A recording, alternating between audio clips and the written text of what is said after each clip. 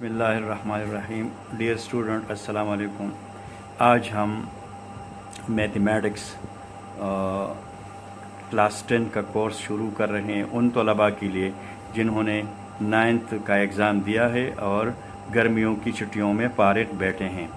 उनके लिए हम शुरू कर रहे हैं मैट्रिक कोर्स पहला चैप्टर, जिससे वो मुस्तफ़ीद हो सकते हैं। डियर स्टूडेंट, आज हम क्वाड्रेटिक इक्वेशन से शुरू करते हैं।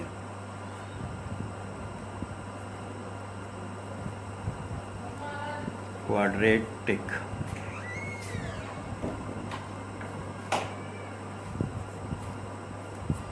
Equation.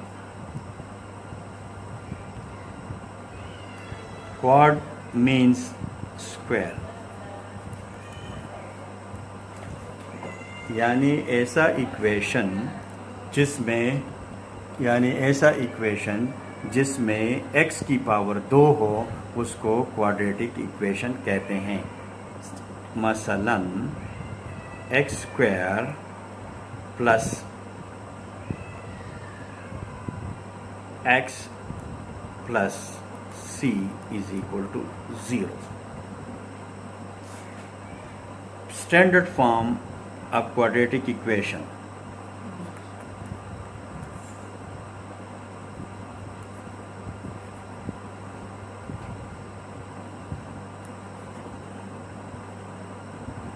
Quadratic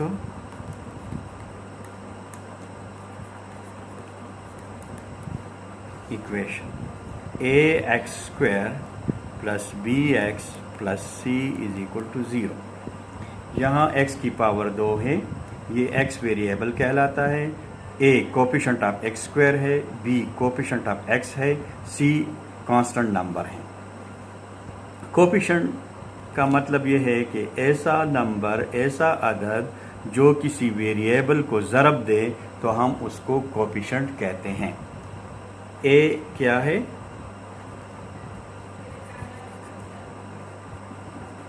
coefficient of X square. b क्या है? Coefficient of x। और c क्या है? Constant number. Example of quadratic equations: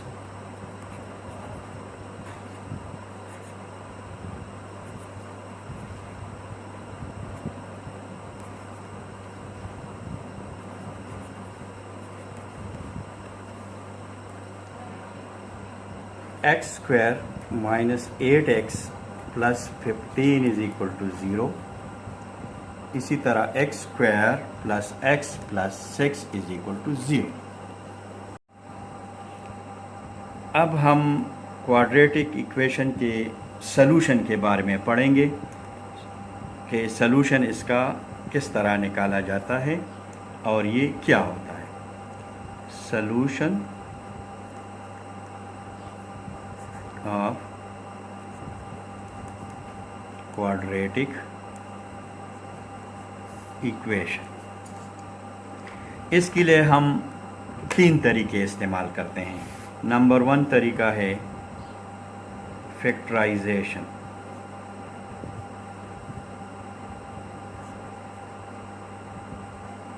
method. दूसरा तरीका है completing स्क्वायर मेथड। तीसरा तरीका है क्वाड्रेटिक इक्वेशन। आज हम फैक्टराइजेशन मेथड का तारुफ कराएंगे और इसके ज़रिए हम मंदरजा बाला मसावात का हल सेट मालूम करेंगे कि किस तरह हम फैक्टराइजेशन मेथड से क्वाड्रेटिक इक्वेशन को हल कर सकते हैं। पहला एग्जांपल जो है X square minus 8x plus 15 is equal to 0 है। यहाँ एक्स स्क्वायर का कोफिशिएंट आपको नज़र नहीं आ रहा, लेकिन इसका कोफिशिएंट 1 है जो इसके साथ मल्टीप्लाई हुआ है। जब हमारे पास कोई दूसरा नंबर नहीं होता तो हर वेरिएबल के साथ या हर कांस्टेंट के साथ हर हालत में 1 मल्टीप्लाई हो सकता है और 1 भी डिवाइड भी हो सकता है। मसलन 1 ज़रबे 2, इसके साथ 1 मल्टीप्लाई हुआ है तो 2 आता है। 2 को 1 पर अगर आप डिवाइड करते हैं तो भी आपको 2 हासिल होगा। तो 1 हमारे पास हर हालत में मौजूद होता है, यानी मल्टीपल हालत में और डिवाइडिंग हालत में हमारे पास हर अदद के साथ 1 मौजूद होता है। तो यहाँ 1 मौजूद है। इस हल के लिए हम क्या करेंगे कि कोफिशिएंट ऑफ एक्स स्क्वायर जो भी हो हम उसको कांस्टेंट नंबर के साथ मल्टीप्लाई करेंगे, यानी 1 ज़रबे 15 इज़ इक्वल टू 15। अब हम इस 15 के ऐसे फैक्टर बनाएंगे कि हम जब उसको जमा करेंगे तो उससे -8 आएगा, और जब हम उसको ज़रब करेंगे तो उससे 15 आएगा। यानी इसके 2 फैक्टर बनाएंगे, ऐसे 2 फैक्टर कि अगर हम इसको आपस में ज़रब करें तो उससे 15 आ जाए, और जब हम उसको आपस में जमा करें तो उससे -8 आता है। -3 एंड -5 ऐसे 2 फैक्टर्स हैं कि जब हम इसको मल्टीप्लाई करेंगे, यानी -3 ज़रबे -15, तो इससे आएगा मनफी ज़रबे मनफी जमा 3 5 आर 15। आपको याद होगा कि इलामात का ज़रब और जमा हम किस तरह करेंगे। मनफी ज़रबे मनफी जब आपस में ज़रब करते हैं तो उससे पॉजिटिव रिज़ल्ट आता है। मनफी ज़रबे पॉजिटिव जब उसके साथ ज़रब करता है तो इससे माइनस आता है। पॉजिटिव और पॉजिटिव जब आपस में ज़रब होते हैं तो उससे पॉजिटिव रिज़ल्ट आता है। ये इलामात की ज़रब कहलाते हैं, ये आपको अपने जहन में रखना होगा। अब हम इस 8 के फैक्टर्स यहाँ लिखेंगे। X square -3x -5x plus 15 is equal to 0। ये हमारे पास दूसरा इक्वेशन बन गया जो भी क्वाड्रेटिक इक्वेशन है। अब हम इसको इस तरह करेंगे, ये दोनों और ये दोनों इकट्ठा करेंगे। इससे इन दोनों में जो कॉमन आपको नज़र आता है वो x है। x यहाँ भी है और यहाँ भी, इससे हम x कॉमन लेंगे। जब हमने x कॉमन लिया तो इस x स्क्वायर को x पर डिवाइड करेंगे, तो ये 2x हैं, ये x है, इसका पावर 1 है और इसका पावर 1 है।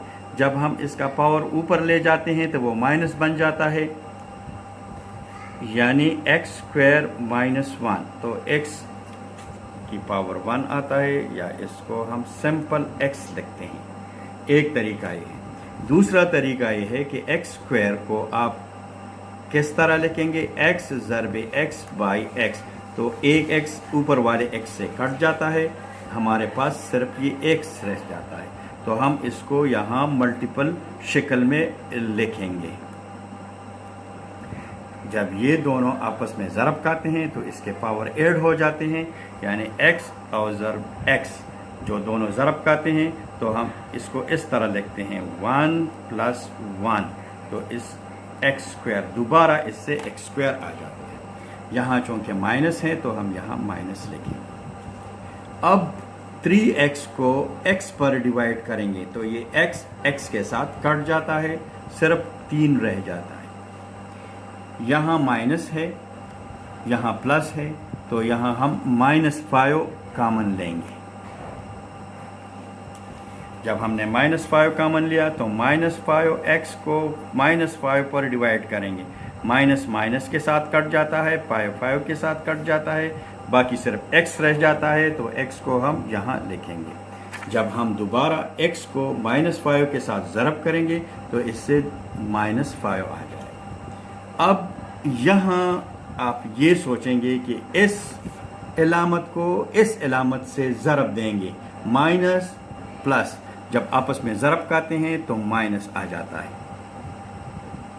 माइनस। अब 15 को माइनस और प्लस का ख़ात्मा हो गया, ज़रब हमने उसका कर दिया। अब सिर्फ 15 लेंगे और 5 लेंगे, यानी पॉजिटिव 15 पॉजिटिव 5, इसको इस पर डिवाइड करेंगे, 5 और 3 आता है, 5 3s are 15, तो यहाँ 3 आएगा, इज इक्वल टू 0 को इस तरह लिखें। याद रखना चाहिए कि यहाँ जो फैक्टर आता है x-3, यहाँ भी x-3 आएगा, इस पर कोई फ़र्क नहीं पड़ता। यहाँ जो x-3 आएगा तो यहाँ भी x-3 आएगा, अगर यहाँ x+3 आएगा तो यहाँ भी x+3 आएगा। अब आपको ये दोनों एंड्स में कॉमन नज़र आते हैं, तो हम x-3 को कॉमन लेंगे। वही तरीका है, इस टोटल को इस x-3 पर तकसीम करेंगे तो x-3 से कट जाएगा, सिर्फ x बाकी रह जाता है। यहाँ -5, यहाँ ये x-3 और x-3 आपस में कट जाते हैं, सिर्फ -5 होता है, तो यहाँ हमारे पास 2 फैक्टर आ गए। इस इक्वेशन का सलूशन अब हम यहाँ से मालूम करेंगे। इस इक्वेशन का हमारे पास 2 फैक्टर आ जाते हैं, तो इसका मतलब ये है कि या तो ये 0 है या ये 0 है, जबकि ये इक्वलिटी निशान जो है ये हमें बताता है कि लेफ़्ट हैंड साइड और राइट हैंड साइड का रिज़ल्ट एक जैसा आएगा। यहाँ 0 है तो यहाँ इन दोनों से भी 0 आएगा, 0 इज इक्वल टू 0, दोनों साइड्स बराबर हो जाते हैं। तो either x-3 is equal to 0 और x-5 इज इक्वल टू 0। हम इस तरह लिखते हैं, x-3 को एक दफ़ा ये लेंगे, x को हम इस तरह कर सकते हैं, -3 +3 इसके साथ जमा करेंगे, 0 + 3।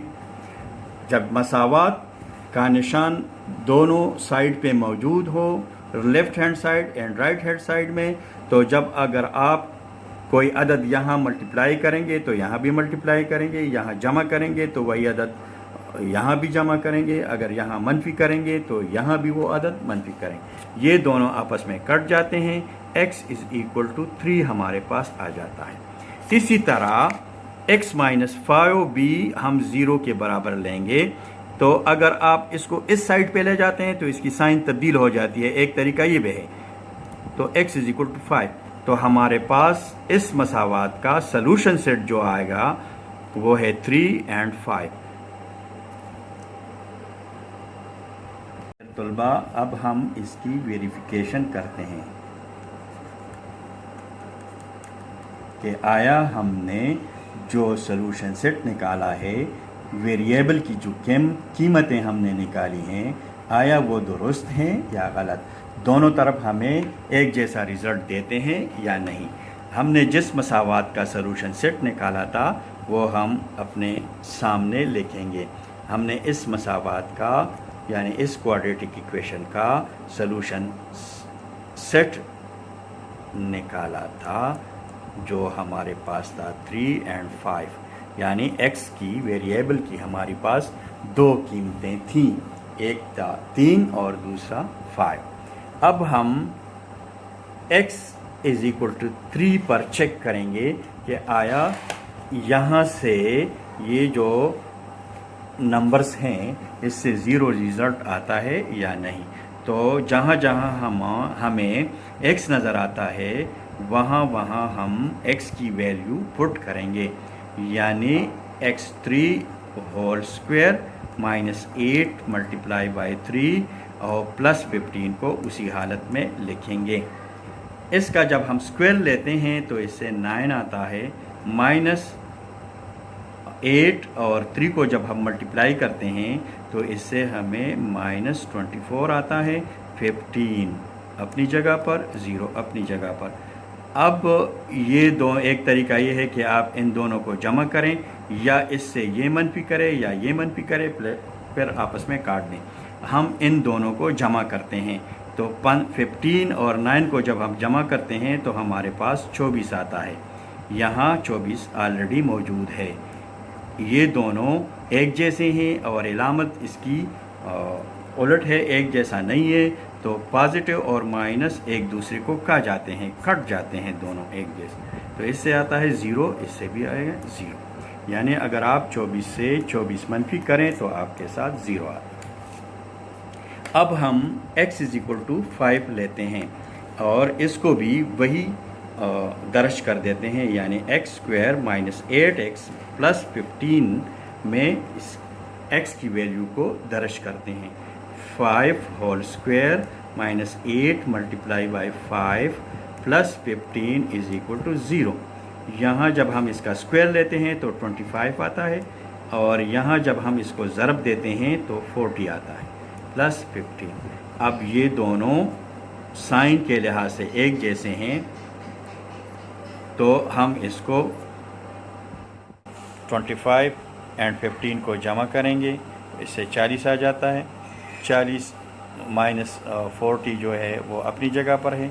इस तरह 40 और माइनस 40 एक दूसरे के साथ कैंसिल हो जाते हैं। यहाँ से हमें 0 मिलता है, जो लेफ़्ट हैंड साइड और राइट हैंड साइड एक जैसे आ गए। तो इससे साबित हो गया कि 5 भी x का जो है ना कीमत है।